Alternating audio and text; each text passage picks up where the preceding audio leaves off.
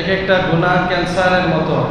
Cancer রোগ যেমন মানুষকে তিলে তিলে শেষ করে দেয়, এক পর্যায়ে মানুষটা মৃত্যুর কোলে ঢলে পড়ে, ঠিক তদ্রূপ গুনাহের অভ্যাস যাদের ভিতরে আছে, এই গুনাহ তাকে ক্যান্সারের মতো আক্রমণ করে, তিলে তিলে ঈমান থেকে দূরে সরিয়ে দেয়। এক পর্যায়ে এই লোকটা বেঈমান আর নাফরমান হয়ে মৃত্যুবরণ করে। নাউযুবিল্লাহি মিন যালিক। তো আল্লাহ তাআলা বান্দাকে হেফাজত করার জন্য বিভিন্ন সময় বিভিন্ন অফার আর সুযোগ দিয়ে থাকেন, যার কারণে আমরা দেখি গুনাহ করার পরেও সরাসরি সাথে সাথে কোনো আযাব আসতেছে না। এটা রব্বুল আলামিন আমাদেরকে সুযোগ দিচ্ছেন যেন আমরা আবার ফিরে আসি, যেন রবকে আবার ডাকতে থাকি। তো আমরা সাধারণত আমাদের দুনিয়া নিয়েই ব্যস্ত, অথচ উচিত ছিল আখেরাত নিয়ে ব্যস্ত থাকা। পাশাপাশি দুনিয়া থাকবে, তবে মেইন টার্গেট হবে আখেরাত। এজন্যই হযরত ওমর ইবনে আব্দুল আজিজ রাহিমাহুল্লাহ উনি বলেন, ইয়া আইয়ুহান নাস আসলিহু আখিরাতাকুম, হে মানুষ তোমরা সবাই তোমাদের আখেরাতকে ঠিক করো, আখেরাতকে ঠিক করো, মৃত্যু পরবর্তী জিন্দেগিটাকে ঠিক রাখো, তাহলে ইউসলিহুল্লাহু লাকুম দুনিয়াকুম, রব্বুল আলামিন তোমাদের দুনিয়াও ঠিক করে দিবেন। সুবহানাল্লাহ। বলে যে আখিরাত ঠিক রাখো, তাহলে দুনিয়া আল্লাহ তাআলা ঠিক করে দিবেন। ওয়াসলিহু সারাইরাকুম ইউসলিহুল্লাহু লাকুম আলানিয়াতাকুম, তোমরা তোমাদের গোপন আমলগুলোকে ঠিক রাখো, ভিতর ঠিক রাখো, তাহলে বাহ্যিক অবস্থা আল্লাহ তাআলা ঠিক করে দিবেন। সুবহানাল্লাহ। মানে ভিতরে গুনাহের অভ্যাস দূর করে দাও, কলবকে পরিষ্কার রাখো, তাহলে তোমার বাহ্যিকভাবে যত ত্রুটি বিচ্যুতি আছে এগুলো আল্লাহ তাআলা ঠিক করে দেবেন। এজন্য কোরআনুল কারীমের সূরা আল-আনআমের 120 নম্বর আয়াত রব্বুল আলামিন বলেন, ওয়াযারু যাহিরাল ইসমি ওয়া বাতিনা ইন্নাল্লাযীনা ইয়াকসিবুনাল ইসমা সায়ুজজাউনা বিমা কানু ইয়াকতারিফুন।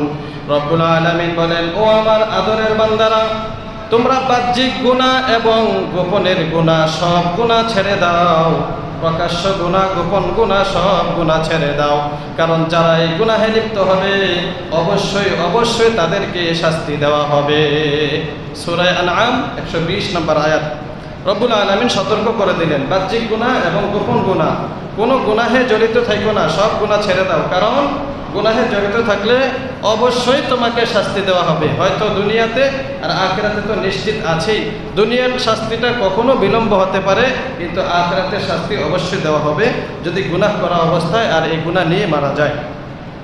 এজন্য নবীজি সাল্লাল্লাহু আলাইহি ওয়াসাল্লাম বলেন, ইত্তাকিল মাহারিম তাকুন আ'বাদান নাস। ও আমার উম্মতেরা, সমস্ত গুনাহ থেকে বেঁচে থাকো, হারাম কাজ থেকে দূরে থাকো, তাহলে তুমি শ্রেষ্ঠ আবেদ আর ইবাদত গুজার বান্দা হয়ে যাইবা। সুবহানাল্লাহ। গুনাহ থেকে বেঁচে থাকো, তাহলে তুমি বড় আবেদ হইবা, বড় ইবাদত গুজার বান্দা হয়ে যাইবা। অতএব গুনাহ করলে তুমি যত ইবাদত বন্দেগী করো, এই গুনাহ করার কারণে ওই ইবাদতের স্বাদ নষ্ট হয়ে যাবে, ওই ইবাদতের সওয়াবও নষ্ট হয়ে যাবে। আউলিয়ায়ে কেরাম সবাই এই ব্যাপারে একমত।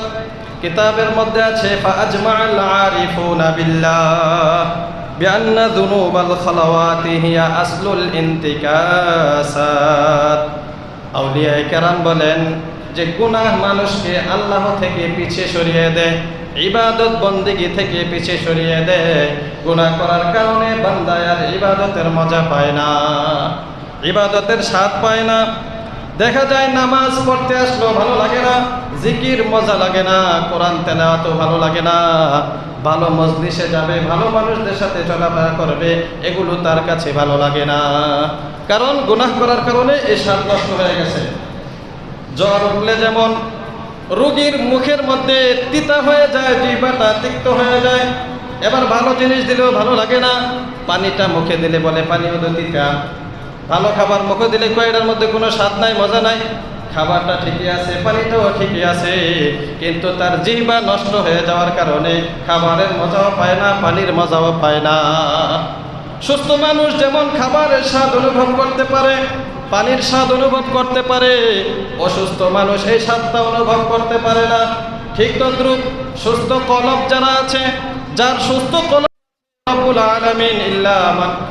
আলামিন বলেন ইল্লা মান আতাল্লাহা বিকলবিন সালিম, যারা কলবে সালিম নিরাপদ একটা অন্তর নিয়ে আসবে, নিষ্কলুষ একটা হৃদয় নিয়ে আসবে, তারা নিরাপদে থাকবে।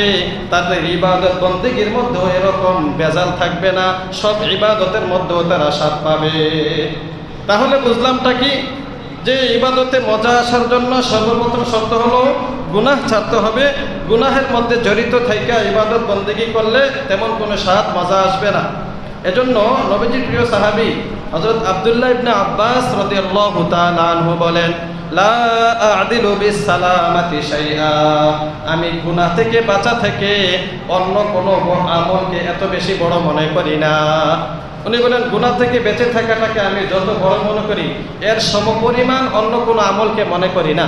মনে করেন একজন লোক সারা রাত তাহাজ্জুদ নামাজ পড়ছে, ফজরের নামাজও পড়ছে, এরপরে সে একটা কবিরা গুনাহে লিপ্ত হয়ে গেল, হারাম কাজে লিপ্ত হয়ে গেল, হারাম ভক্ষণ করলো, সুদি কারবার করলো, মানুষের সাথে রূঢ় আচরণ করে কাউকে কষ্ট দিল। আর এর বিপরীতে একজন মানুষ সারা রাত ঘুমাইছে, এক রাকাতও তাহাজ্জুদ পড়ে নাই, ফজরের নামাজটা পড়ছে শুধু, তো উনি কাউকে কষ্ট দেন নাই বা হারাম কিছু খানও নাই, কোনো কবিরা গুনাহও করেন নাই, তো এই লোকটা ওই সারা রাত যিনি তাহাজ্জুদ পড়ছে ওনার চাইতে শ্রেষ্ঠ। সুবহানাল্লাহ। এজন্য বিশ্ববিখ্যাত বুজুর্গ হযরত মাওলানা আশরাফ আলী থানভী রাহমাতুল্লাহি আলাইহি বলেন, একবার চোখের হেফাজত করা, নজরের হেফাজত করা 20,000 রাকাত নফল নামাজের চাইতে আরো উত্তম। সুবহানাল্লাহ। কারণ 1000 রাকাত নফল পড়লেন, তো এই নফল না পড়লে তো কোনো গুনাহ হতো না, আপনি ভালোই থাকতেন, কিন্তু একটা গুনাহ করার কারণে অন্তরটা নষ্ট হয়ে গেল। তো 1000 রাকাত নফল নামাজের চাইতে গুনাহ থেকে বেঁচে থাকাটা বড় উপকারী। এজন্য গুনাহ থেকে বাঁচাটা জরুরি। কয়েকটা মাধ্যম বলবো আজকে ইনশাআল্লাহ, 10-11টা মাধ্যম যেগুলোর দ্বারা গুনাহ থেকে বেঁচে থাকা সহজ। 1 নাম্বার হলো গুনাহ থেকে বেঁচে থাকার সবচেয়ে প্রথম এবং প্রধান যেই কারণ বা মাধ্যম, সেটা হলো হিম্মত করা। হিম্মত মানে হলো নিয়ত করা, মানে অন্তরে দৃঢ় সংকল্প করা, আমি গুনাহ করবই না, বাস এই কথার উপরেই থাকা। কেন এই কথার উপরে আমরা থাকি? তো অনেক সময় দেখা যায় রাগ হয়েছে কোনো আত্মীয়র সাথে, বলে যে তার বাড়িতে আর যাবো না, কইছি যাবো নাই, শেষ। এবার তার বাড়িতে যত বড় অনুষ্ঠানই হোক সে যায় না, ছেলে বিয়ার দাওয়াত দেয়া যায় না, মেয়ে বিবাহ দিতেছে দাওয়াত দেয়া যায় না, অমুকে মারা গেছে তমুকে মারা গেছে যায় না, কারণ সে হিম্মত করছে, আমি ওর বাড়িতে যাবো না, না ওই করছি, শেষ। তো এটা তো সম্ভব মানুষের দ্বারা। তো ঠিক তদ্রুপ আমাদেরও এই হিম্মতটা করতে হবে যে না, গুনাহ করবো না বলছি তো, শেষ, গুনাহ করবো না। চোখ দিয়ে বেগানা নারী দেখবো না বলছি তো, আর দেখবো না। কান দিয়ে কোনো অবৈধ খারাপ লালসার গান শুনবো না তো বলছি যেহেতু এটা আর করবো না। আমি হারাম খাবো না, আজকে থেকে ওয়াদা করলাম, তো আর হারাম খাবোই না। কেন? হারাম না খেয়ে মানুষ বাঁচতেছে না, হারাম কারবারের সাথে জড়িত না, তারা বাঁচতেছে না। গুনাহ করে না এরকম তো বহু লোক আল্লাহর জমিনে আছে, তারা বাঁচতেছে না, তো তারা পারলে আমি কেন পারবো না? অতএব এই দৃঢ় সংকল্প করা যে আমি গুনাহ করবই না, এটা হলো প্রধান কাজ এবং সর্বপ্রথম কাজ। রাসূল পাক সাল্লাল্লাহু আলাইহি সাল্লাম বলেন, মান হাম্মা বিসাইয়্যাতিন ফালাম ইয়ামালহা কাতাবাহাল্লাহু লাহু ইনদাহু হাসানাতান কামিলা। মুসলিম শরীফের মধ্যে হাদিসটা এসেছে, 131 নম্বর হাদিস। নবীজি বলেন, যে ব্যক্তির গুনাহের ইচ্ছা জেগেছিল কিন্তু সে তারপরে গুনাহ করে নাই, আল্লাহর ভয়ে গুনাহ থেকে বিরত রয়েছে, তো নবীজি বলেন এই যে গুনাহ জাগ্রত হয়েছিল, গুনাহ করে নাই, এর জন্য আল্লাহ তাআলা তাকে পরিপূর্ণ একটা নেক লিখে দেন, একটা সওয়াব লিখে দেন। সুবহানাল্লাহ। সওয়াবের কাজ কিন্তু করেন না, আপনি 10 রাকাত বা 1 রাকাত নামাজও পড়েন না, জিকিরও করেন না, কিন্তু ইচ্ছাটা আসছিল ভিতরে, আপনি এটাকে প্রাধান্য দেন নাই, গুনাহটা করেন নাই। নবীজি বলেন এর জন্য হাসানাতান কামিলা, পরিপূর্ণ একটা হাসানা, একটা নেক লিখে দেওয়া হবে। সুবহানাল্লাহ। তাহলে এটা হলো প্রথম কাজ। দ্বিতীয় নম্বরে গুনাহ থেকে বাঁচার একটা মাধ্যম হলো সর্বদা ওযু অবস্থায় থাকা, পবিত্র অবস্থায় থাকা। যখনই শরীর নাপাক হয়ে যায় ওযু করে নেওয়া। এখন তো গরমকাল, ওযু করতে তেমন কোনো কষ্টও না, তো এই ওযু অবস্থায় সর্বদা থাকলে দেখা যাবে গুনাহ থেকে বাঁচা সহজ হবে। যখনই আপনার উজু ভেঙে যায়, অভ্যাস আপনার যে উজু করে ফেলা, যখনই ইস্তেঞ্জা গেলেন, বাথরুমে গেলেন, বাইরে হওয়ার সময় উজু করে বের হইলেন বা বের হয়ে উজু করলেন, যখনই আপনার কোনো অপবিত্রতা হয়ে গেল, সাথে সাথে আপনি পবিত্র হয়ে গেলেন, তো এই অভ্যাসটা যদি হয়ে যায়, দেখা যাবে বান্দা আর গুনাহ করবে না। কারণ গুনাহ নাপাক, গুনাহ করা মানে নাপাকের সাথে জড়িত হয়ে যাওয়া। কলবি নাপাক, কখনো দেহের মধ্যে নাপাক লাগে, কখনো অন্তরে নাপাক লাগে। অতএব এই অভ্যাসটা থাকলে গুনাহ থেকে বেঁচে থাকা সহজ হবে। বিশেষ করে ঘুমানোর সময় উজু করে ঘুমানো। ঘুমানোর সময় যদি কেউ অজু করে ঘুমায়, হাদিসের মধ্যে আছে মুসলিম শরীফের 245 নম্বর হাদিস, ক্বালা রাসূলুল্লাহি সাল্লাল্লাহু আলাইহি ওয়াসাল্লাম, মা মিন মুসলিমিন ইয়াবিতু তাহিরান ফায়াতাআররা মিনাল লাইলি ফায়াসআলুল্লাহা খায়রাম মিনাদ দুনিয়া ওয়াল আখিরাহ ইল্লা আতাহু আল্লাহু আযজা ওয়া জাল্লা। নবীজি সাল্লাল্লাহু আলাইহি ওয়াসাল্লাম বলেন, যে ব্যক্তি পবিত্র অবস্থায় ঘুমায়, রাত কাটালো পবিত্র অবস্থায়, ঘুমের আগে ওযু করে ঘুমাইলো, মাঝখানে যখন ঘুম ভেঙে যায়, কোনো কারণবশত ঘুম ভেঙে যায়, তো এরপরে সে ঘুম ভাঙার পরে রব্বুল আলামিনের কাছে যদি কোনো দোয়া করে, তাহলে আল্লাহ তাআলা অবশ্যই তার সেই দোয়া পূরণ করেন, কবুল করেন। সুবহানাল্লাহ। ফায়াসআলুল্লাহা মিনাদ দুনিয়া ওয়াল আখিরাহ, নবীজি বলেন দুনিয়ার বিষয় হোক অথবা আখিরাতের বিষয় হোক, মাঝরাতে ঘুম ভেঙে গেলে যদি সে দোয়াটা পড়ে, অর্থাৎ আল্লাহর কাছে দোয়া করে, তাহলে আল্লাহ তার দোয়া কবুল করবেন। শর্ত হলো অজু করে ঘুমানো। এই আমলটা কিন্তু কঠিন না, বেশি কঠিন না, একটু হিম্মত হলেই চলে। অজু করে ঘুমাইলে এই ফজিলত। আরেক হাদিসের মধ্যে আছে, নবীজি সাল্লাল্লাহু আলাইহি সাল্লাম বলেন, রাতে কেউ যদি অজু করে ঘুমায় আর মাঝরাতে ঘুম ভেঙে যায়, তো সে যদি পড়ে লা ইলাহা ইল্লাল্লাহ ওয়াহদাহু লা শারীকা লাহ লাহুল মুলকু ওয়া লাহুল হামদু ওয়া হুয়া আলা কুল্লি শাইইন কাদির, সুবহানাল্লাহ ওয়াল হামদুলিল্লাহ ওয়া লা ইলাহা ইল্লাল্লাহ আল্লাহু আকবার। সহজে দোয়া। নবীজি বলেন, এই দোয়া পড়ার পরে বান্দা যা চাইবে মাঝরাতে আল্লাহ তাআলা তার সেই চাওয়া পূরণ করে দিবেন। সুবহানাল্লাহ। কারণ রব্বুল আলামিন তো মধ্যরাত্রে বান্দাদেরকে ডাকতে থাকেন, হাদিসে আছে। তো রাত্র যখন গভীর হয়ে যায়, রব্বুল আলামিন তখন বান্দাদেরকে ডাকতে থাকেন, চাও আমার কাছে। ওইটা আপনি ওযু করে আবার তাহাজ্জুদ পড়বেন, এতটা জরুরি না, যদি পড়তে পারেন ভালো। কারণ তাহাজ্জুদ এটা হলো দাবুস সালিহিন, ওলিদের অভ্যাস, আল্লাহ ওয়ালাদের অভ্যাস। এটা যদি অভ্যাস হয়ে যায় তাহলে তো সর্বোত্তম। এটা না হলেও কমসে কম ঘুম থেকে জাগ্রত হলে একটা দোয়া করবেন, যে কোনো দোয়া করবেন। আল্লাহ, হাদিসে আছে আল্লাহুম্মা গফিরলি, অথবা বান্দা বলল আস্তাগফিরুল্লাহ, অথবা বান্দা বলল আস্তাগফিরুল্লাহ ওয়া আতুবু ইলাইহি, মানে আয় আল্লাহ আপনি আমাকে ক্ষমা করেন, আয় আল্লাহ আপনার কাছে আমি মাফ চাই। এই কথাটা বান্দা বলতে দেরি আর আল্লাহ তাআলা কবুল করতে দেরি করেন না। সুবহানাল্লাহ। কারণ আল্লাহ তো ঘুমান না। লা তাখুযুহু সিনাতুন ওয়া লা নাওম, রব্বুল আলামিন রাতের বেলা ঘুমানো না, তন্দ্রাও যান না। বান্দা সারা রাত ঘুমাক, রব্বুল আলামিন তাকে পাহারাদারি করেন। এই মাঝখানে যখন জাগ্রত হয়ে বান্দা রব্বুল আলামিনকে ডাকে, তো রব্বুল আলামিন আসমান থেকে সেই ডাকের সাড়া দেন। সুবহানাল্লাহ। সজাগ থাকেন রব্বুল আলামিন সবসময় বান্দার চাহিদা পূরণ করার জন্য। কখনো বান্দা প্রস্রাব করার জন্য উঠবে, কখনো সে বিপদে পড়ে রব্বুল আলামিনকে ডাকবে, কখনো পেট ব্যথা হবে, কখনো তার ইস্তেঞ্জার প্রয়োজন হবে। তো তখন যদি রব্বুল আলামিন তাকে সাহায্য না করেন, তো সে কার কাছে যাবে? এজন্য রব্বুল আলামিন মায়া করে বান্দাকে পাহারাদারি করেন এবং তার চাওয়া পূরণ করেন। তাহলে এটা পাইলাম আমরা দ্বিতীয় আমল, যে উজু অবস্থায় সর্বদা থাকলে গুনাহ থেকে বেঁচে থাকা সম্ভব। বুজুর্গানে কেরাম আর আল্লাহওয়ালা যারা ছিলেন, তারা সবসময় সাথে একটা ওজুর পাত্র রাখতেন। এই বদনা বা মগ এ জাতীয় কিছু রাখতেন, লোটা রাখতেন সবসময়। এটা দিয়ে সবসময় তারা যে কোনো জায়গায় যাইতেন যেন ওযু করতে সহজ হয়ে যায়। আমরা যেমন সবসময় একটা মোবাইল রাখি, মনে করেন যেখানে যে মোবাইলটার সাথে থাকতে হয়, ফরজ একবারে আমরা মনে করি। তো আগের বুজুর্গরা মনে করতেন একটা ওজুর পাত্র থাকা ফরজ। যদিও আমাদের এখন এটা জরুরি না, কারণ সব জায়গায় পানির ব্যবস্থা থাকে, কিন্তু আগে তো এরকম পানির ব্যবস্থা ছিল না। তারপরে তারা পানি সবসময় রাখতেন বা একটা পানির পাত্র রাখতেন, যাতে করে যে কোনো সময় উজু ভেঙে গেলে উজু করতে পারেন। 3 নাম্বার আমল, অধিক হারে ইস্তেগফার করা, বেশি বেশি করে ইস্তেগফার করতে থাকা। আস্তাগফিরুল্লাহ আস্তাগফিরুল্লাহ আস্তাগফিরুল্লাহ, অথবা আস্তাগফিরুল্লাহ ওয়া আতুবু ইলাইহি আস্তাগফিরুল্লাহ ওয়া আতুবু ইলাইহি, অথবা আরেকটু বড়, আস্তাগফিরুল্লাহাল্লাযী লা ইলাহা ইল্লা হুয়াল হাইয়ুল কাইয়্যুম ওয়া আতুবু ইলাইহি। এটা এতটুকু। আরেকটা হলো সচরাচর আমরা যেটা পড়ি, আস্তাগফিরুল্লাহ রাব্বি মিন কুল্লি যামবি ওয়া আতুবু ইলাইহি লা হাওলা ওয়া লা কুওয়াতা ইল্লা বিল্লাহিল আলিয়্যিল আযীম। الرحيم এই বেশি বেশি ইস্তেগফার পড়া, কারণ ইস্তেগফার পড়ার দ্বারা বান্দা আল্লাহ তাআলার কাছে গুনাহ মাফ চায়। তো আপনি যদি ইস্তেগফারের অভ্যাস হয়ে যায়, গাড়িতে উঠছেন, আপনার মুখ দিয়ে বের হইতাছে আস্তাগফিরুল্লাহ, মানে আমি আল্লাহর কাছে গুনাহ মাফ চাইতেছি, এই অবস্থায় কি আপনি গুনাহ করতে পারবেন? মনে করেন একজনের কাছে আপনি নিরাপত্তা চাইতেছেন, আবার তাকে কি আঘাত করতে পারবেন? তো আল্লাহ তাআলার কাছে আমি গুনাহ মাফ চাইতেছি, এই অবস্থায় সহজে আমার দ্বারা গুনাহ হবে না। এজন্য 3 নম্বর অভ্যাস হলো সবসময় ইস্তেগফার পড়তে থাকা।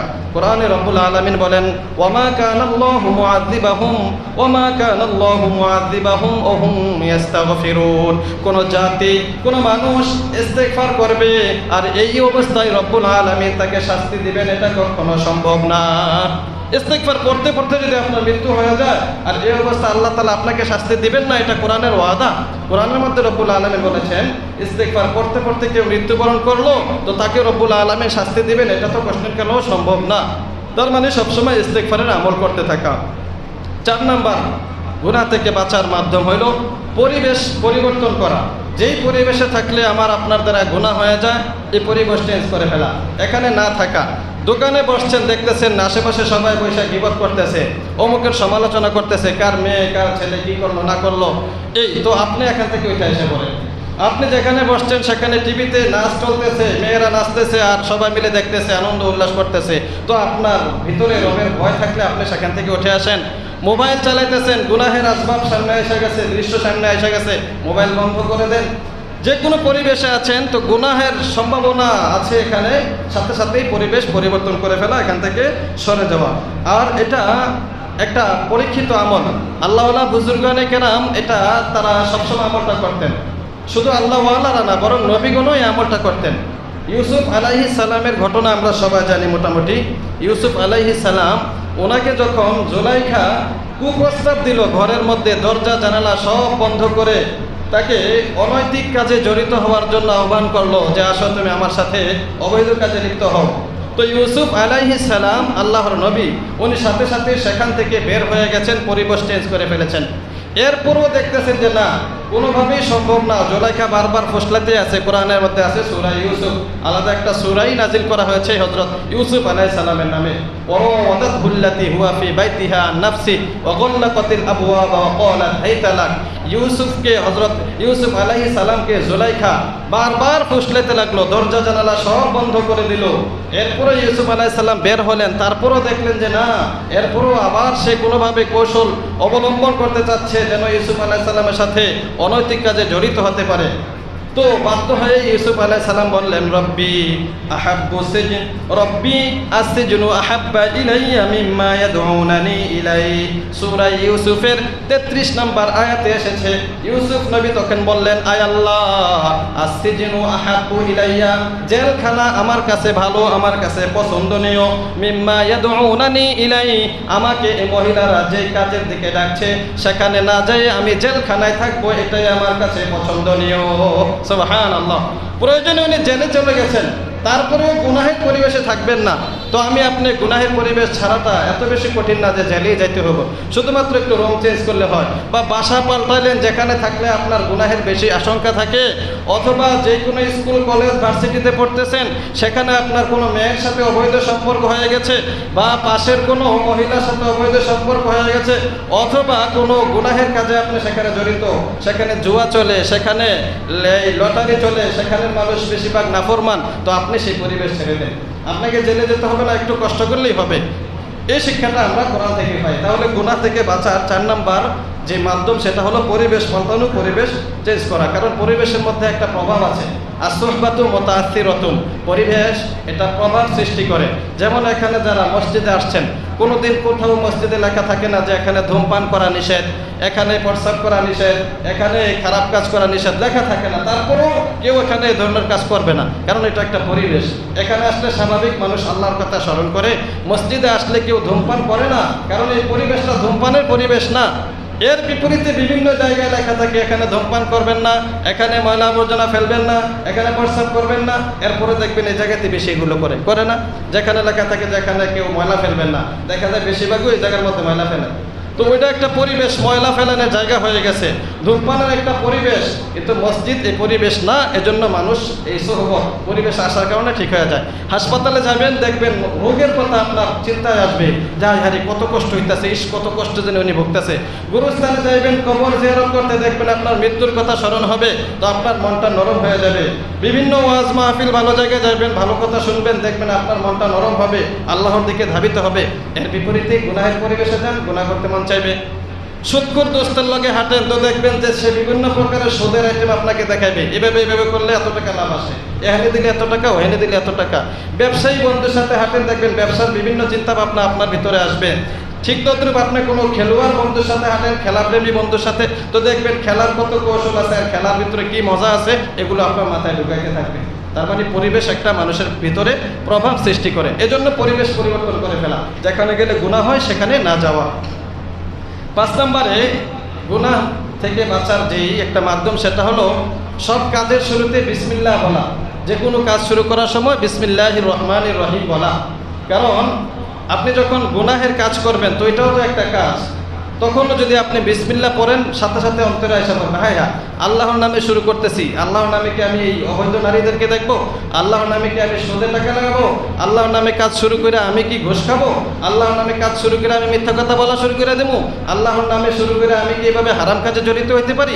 সাথে সাথে ভিতরে একটা অনুভূতি জাগ্রত হবে, তখন আপনি বিসমিল্লাহ বলার বরকতে গুনাহ থেকে বাঁচতে পারবেন। আর এই বিসমিল্লাহকে সম্মান করার কারণে রব্বুল আলামিন অনেক মানুষকে সম্মানিত করেছেন। তাফসীরে কবীরের মধ্যে আছে, হযরত বিশরে হাফি রাহমাতুল্লাহ আলাইহি একজন বিশ্ববিখ্যাত বুজুর্গ ছিলেন।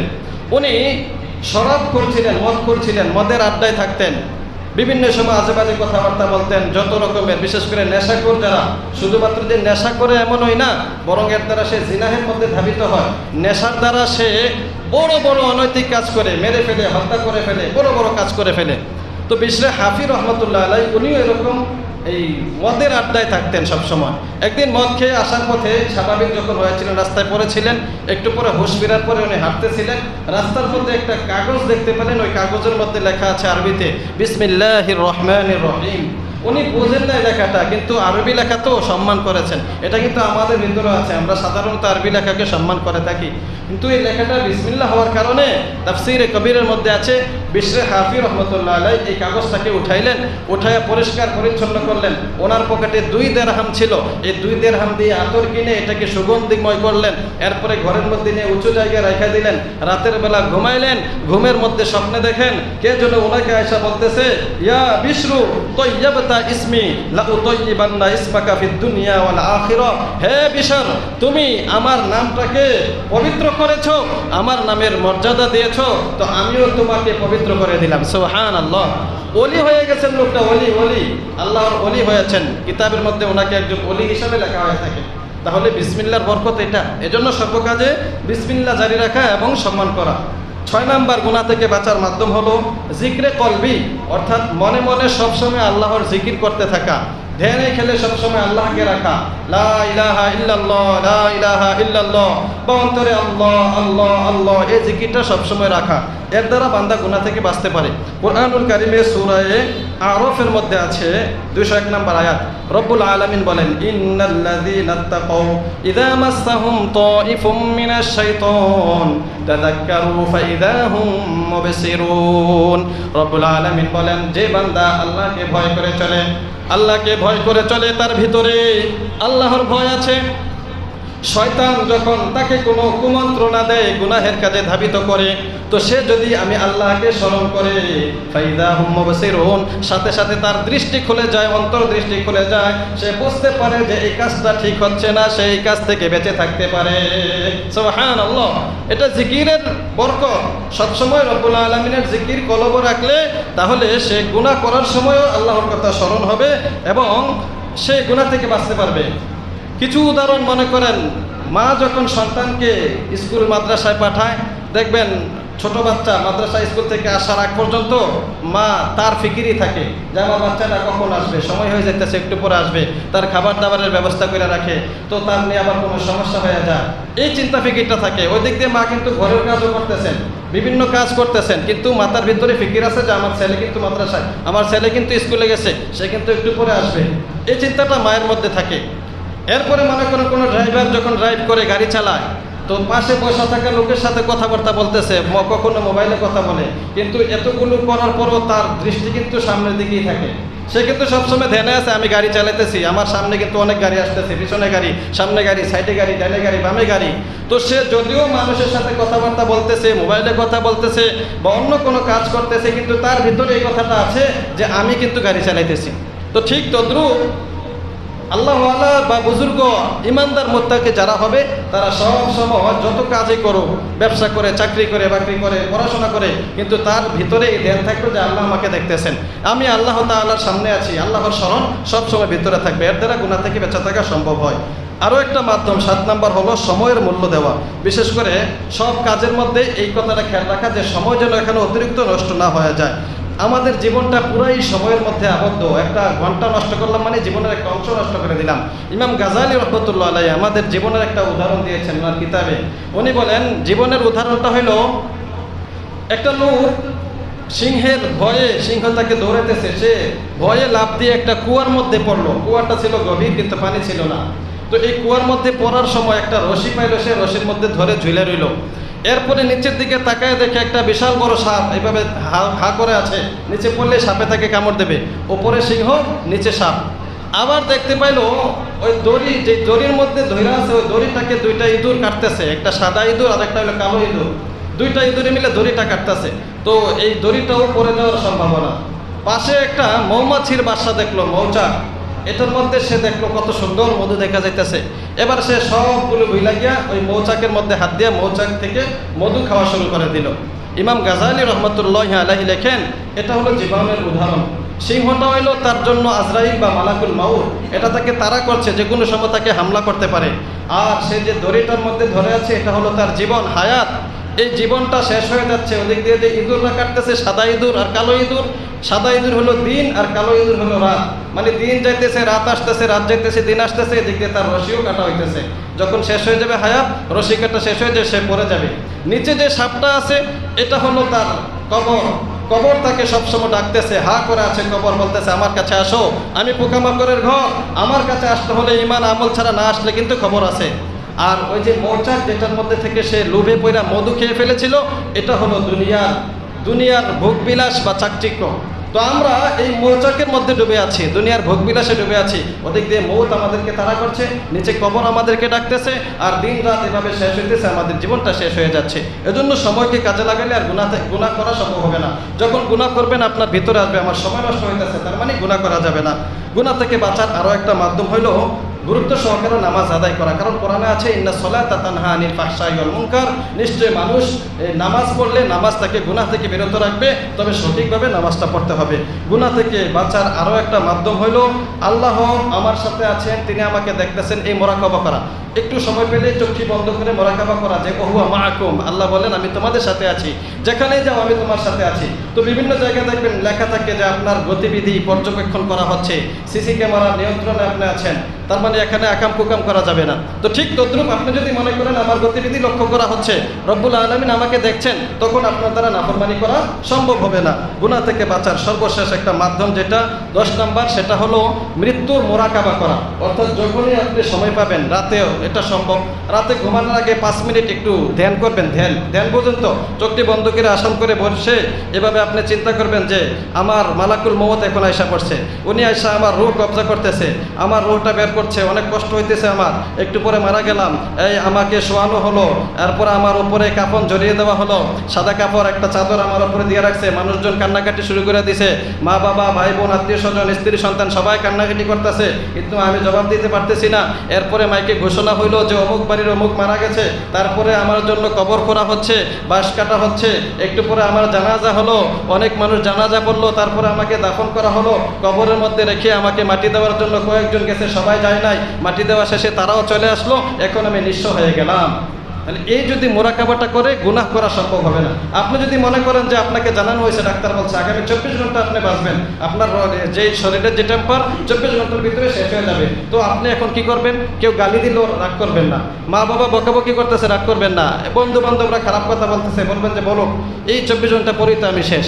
বা আপনার কোনো চাহিদা, খারাপ চাহিদা আপনি পূরণ করবেন না, শুধু রবের স্মরণে থাকবেন। এজন্য মৃত্যুকে স্মরণ করা, এভাবে গুনাহ থেকে বাঁচা সম্ভব হবে। আল্লাহ তাআলা আমাদেরকে কথাগুলো বোঝার এবং আমল করার তৌফিক দান করুক, আমিন।